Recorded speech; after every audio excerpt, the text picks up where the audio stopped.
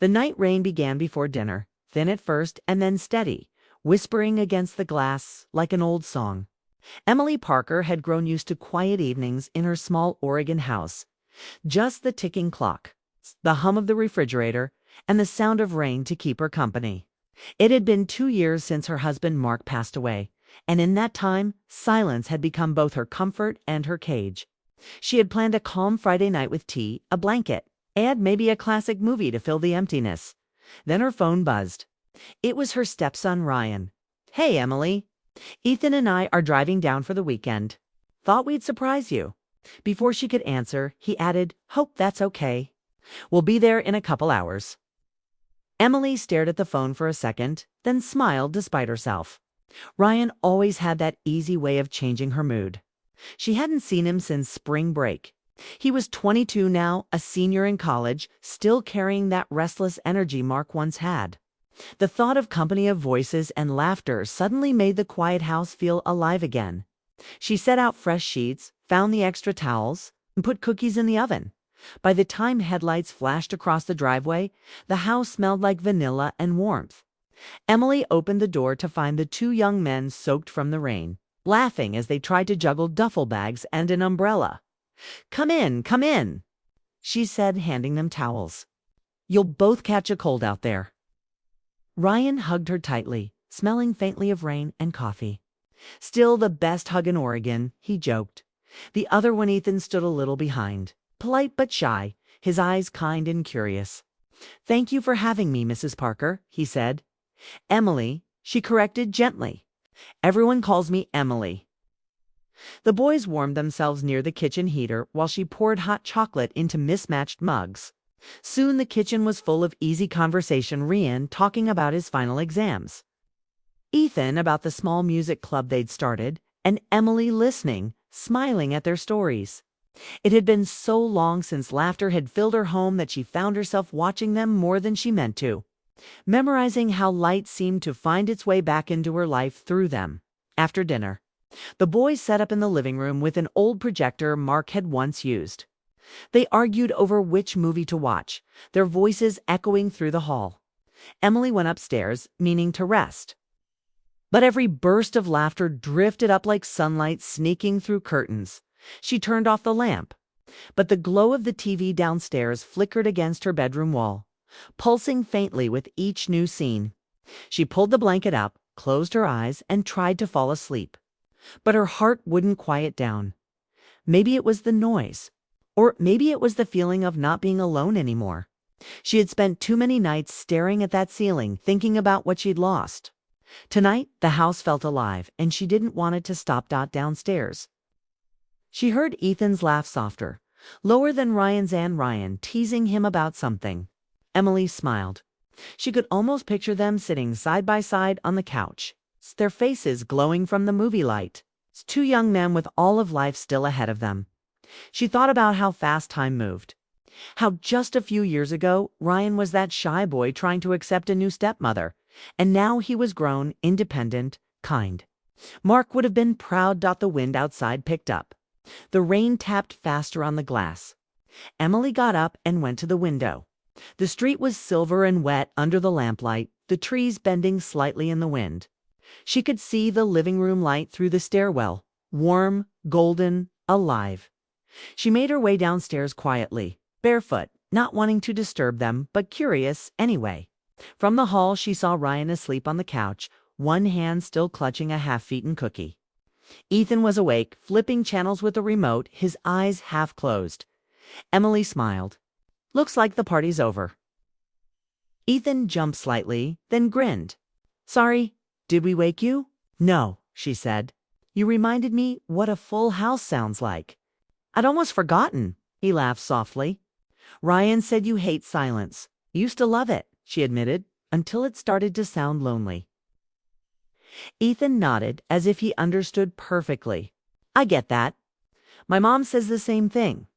Since I went off to college, she keeps the TV on all night. Says the voices help her sleep." Something in his tone, half teasing, half tender, touched Emily's heart. She sat in the armchair opposite him, the firelight flickering between them. "She must miss you," Emily said. Yeah, he replied quietly. I miss her too. It's strange how fast everything changes once you leave home. They talked for a while longer. Softly so as not to wake Ryan, Ethan told her about his small town in Montana, about learning guitar, and about his plans to move to Seattle after graduation. Emily shared bits of her life with Mark Howell. They met at a bookstore, how they built this house, how quiet it became after he was gone. There was no sadness in her voice, just a calm acceptance. But Ethan listened with genuine care. And that warmth felt healing in a way Emily hadn't expected. When she finally stood to return upstairs, it was almost 2 in the morning. Ethan turned off the TV and started to pick up the empty mugs. Don't worry about those, Emily said. I'll get them in the morning. Can't leave your kitchen messy, he replied with a grin, stacking the cups anyway. There was something thoughtful about him, old-fashioned. Maybe that reminded her of Mark as she watched him move quietly around the room. Emily realized how rare it was to feel so comfortable with someone she had just met. Maybe it was the simplicity of the night, the rain, the warmth, the small kindnesses that didn't ask for anything in return. Good night. Ethan, she said softly from the stairs. Good night. Emily, he answered, his voice low and sincere. Upstairs. Emily climbed into bed again. She should have felt tired, but her mind stayed wide awake. Her heart beat a little faster, though she didn't quite know why. Maybe it was just the feeling of connection, the reminder that kindness and understanding could still exist, even in unexpected places. Outside, thunder rolled faintly over the hills. The rain had softened to a steady rhythm, soothing and steady. She listened to it for a long while, the sound mingling with the faint creaks of the house and the quiet breathing of the night. She thought about Ryan, how proud she was of him, how much he'd grown. She thought about Ethan, so gentle and thoughtful, yet carrying his own quiet grief. And she thought about Mark, how much he had loved having people fill their home with laughter for the first time in months. Emily felt peace. Not the heavy kind that comes from pretending to be fine, but the light, fragile kind that grows when you realize life still has beauty left in it. She closed her eyes, finally ready to sleep. But just as she began to drift off, she heard a soft knock on her bedroom door. She sat up, confused. Yes, the door opened slightly and Ethan's face appeared in the dim light. He held a mug of steaming tea. Sorry, he said quickly. I saw the light under your door. Thought maybe you couldn't sleep either. Emily blinked in surprise, then smiled faintly. You didn't have to. I made some for myself, he said, stepping inside. Figured you could use one too. He placed the mug on her nightstand and turned to go. But Emily spoke before he reached the door. Thank you, Ethan. That's very kind. Gave a small, shy smile. Good night, Emily. Good night. When he left, Emily looked at the tea, the faint steam curling up into the room. She took a sip. It was chamomile, her favorite. Somehow, he had guessed that the warmth spread through her chest, gentle and calming. She looked out the window again. The first hint of dawn was barely touching the horizon. She hadn't slept, not even for a minute. But she didn't feel tired. Her heart was restless. Yes, but not in the lonely way it used to be. Sometimes sleepless nights weren't made of worry or loss. Sometimes they were filled with soft voices, quiet gestures, and small reminders that life still had light waiting to be seen. The rain slowed to a drizzle. Emily pulled the blanket up to her chin, her lips curving into a quiet smile. It's good to feel alive again, she thought. Even if I don't get any sleep tonight. Downstairs, the house was still. The faint smell of cocoa lingered in the air, mixed with the soft echo of laughter that still seemed to live in the walls. Emily closed her eyes at last. And though the night was almost over, something in her heart had just begun to wake. The rain had stopped by the time Emily finally closed her eyes, but her restlessness lingered. She could still hear the faint hum of the heater downstairs and the occasional creak of the old wooden floor. Sleep refused to settle in, and her mind kept drifting back to the soft knock at her door. Ethan's presence lingered in her thoughts. He had not just offered tea. He had brought a sense of calm, of connection, that Emily hadn't felt in years. Part of her wondered why she felt so drawn to him. But she pushed the thought away. He was a guest, a kind young man, and that was enough. Yet curiosity got the better of her. She rose quietly from her bed and went to the window, peering down at the living room. Ethan was still there, arranging the empty mugs on the counter, his movements careful and deliberate. Something in the way he moved, so attentive and thoughtful, made Emily pause. She realized how rarely she had felt someone care so openly for another's comfort. She descended the stairs slowly, careful not to wake Ryan, who had fallen asleep sprawled on the couch, a blanket half draped over him. The glow from the streetlights outside mixed with the fading lamplight, casting a warm hue over the room. Ethan looked up as she entered. "I thought maybe you'd like a little company," he said softly.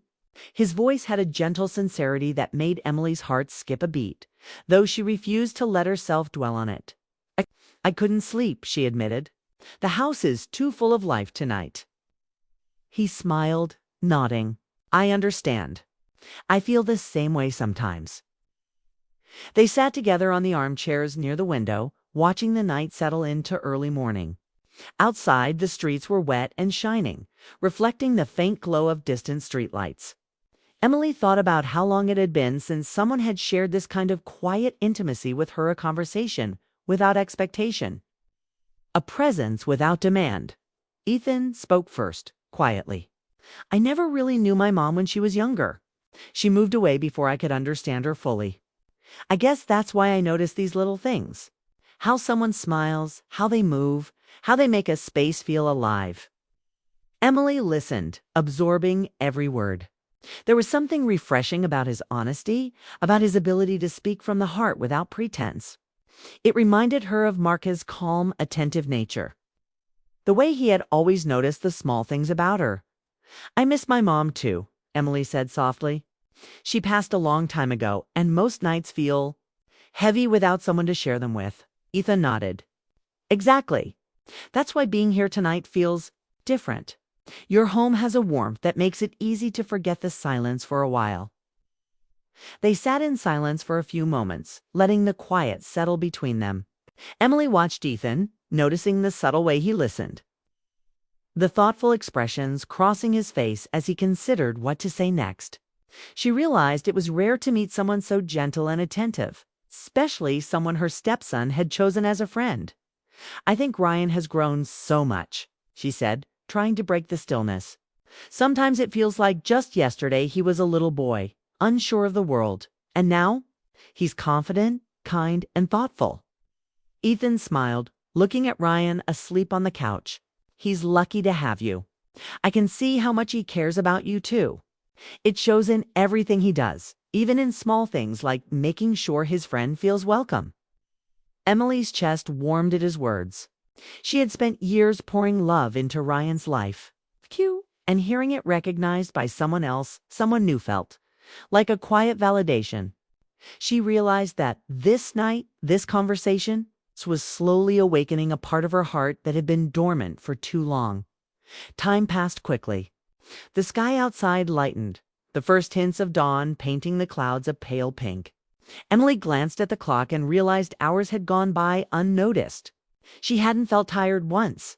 Instead, she felt a sense of calm, a gentle joy that had nothing to do with sleep or rest. Ethan's voice broke the silence again. "You know, sometimes we wait for life to surprise us for moments like this. We wait for something simple, something kind, that reminds us we're not alone. I think tonight is one of those moments." Emily's eyes softened. She nodded, unable to find words that fully captured what she felt.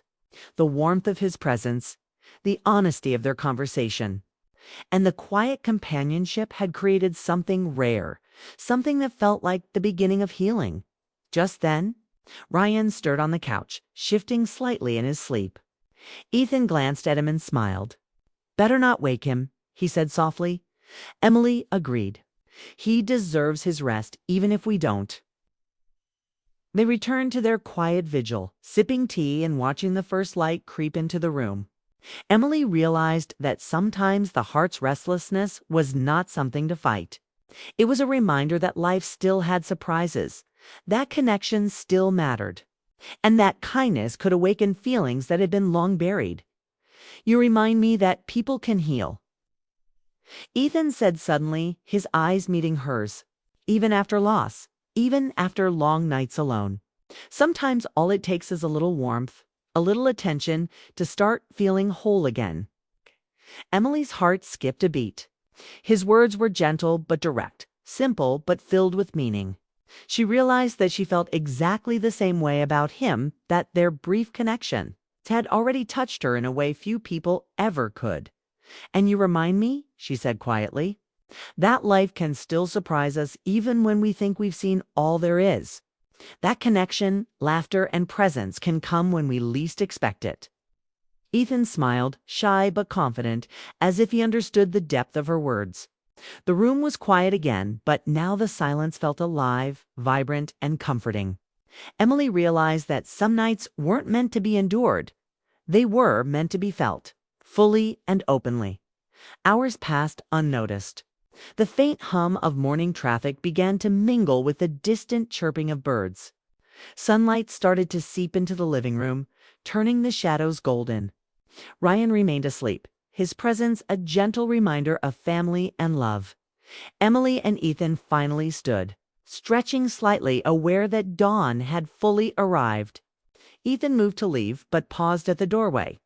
"Thank you, Emily," he said softly, "for letting me share this night with you, for making your home a place I feel safe even for a little while."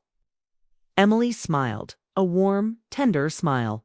"And thank you, Ethan, for reminding me that hearts don't stop feeling. They just wait for something kind to wake them up again." He nodded, quietly acknowledging the truth of her words. Then, with a final wave, he left. Closing the door behind him, Emily remained standing for a moment, holding the quiet mug in her hands. The room smelled faintly of tea and rain-soaked earth. She placed the mug on the counter and walked to the window.